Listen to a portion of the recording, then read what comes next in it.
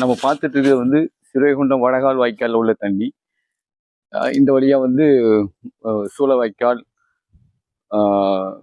சூளவாய்க்கால், செட்டிக்குளம், மொட்டத்தாளர் விலை, புத்தலர் விலை, குளையங்கரிசல், அத்திம்பரப்பட்டி, கூட்டாம்புலி போய் கடலில் போய் கலக்கும். இந்த தாமிரபரணியை நம்பி தூத்துக்குடி மாவட்டத்தில் வந்து விவசாயிகள் பெரும்பான்மையான அளவு இருக்கிறாங்க. ஸ்ரீவைகுண்டத்தில் வந்து வாழ்வாதாரமே இந்த விவசாயம் தான். வாழை விவசாயம், நெல் விவசாயம் மற்றும் முருங்கை விவசாயம் பண்ணுறதுக்கு இந்த தண்ணி இருக்குது.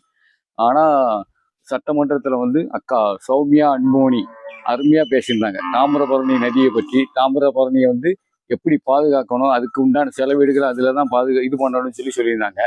இப்போ தாமிரபரணியை வந்து நம்ம சட்டமன்றத்தில் வந்து அக்கா மட்டும் தான் பேசியிருக்கிறாங்க. நம்ம பொதுமக்களுக்கு, விவசாயிகளுக்கு இந்த வாழ்வாதாரமே, இந்த ஜீவநதியே இந்த தாமிரபரணி தான்.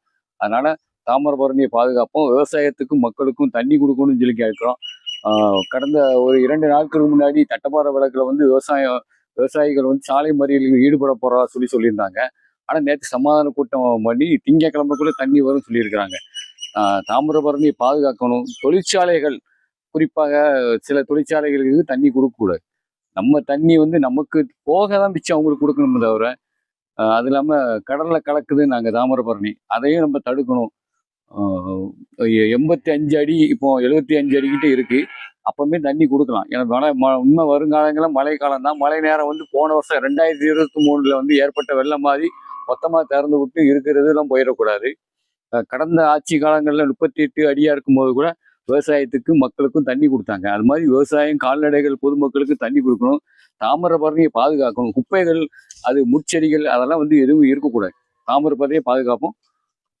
பிடிச்சிருந்தா ஃபாலோ பண்ணுங்க. இது எந்த ஊருன்னு உங்களுக்கு தெரிஞ்சா அதை வந்து கமெண்ட் பண்ணுங்க.